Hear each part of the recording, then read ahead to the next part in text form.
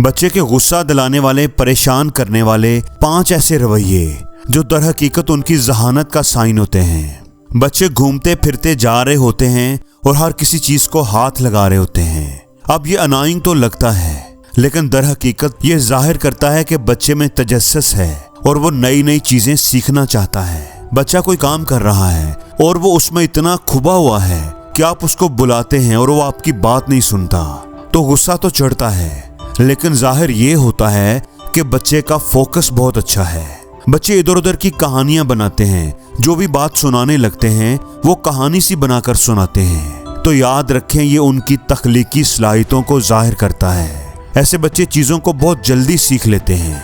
बच्चे अपनी सफाइयां बहुत पेश करते हैं। कोई काम जो उन्होंने गलत किया है तो आप उससे पूछते हैं तो वो उसकी सफाइयां देने लगते हैं और उसको सही साबित करने की कोशिश करते हैं।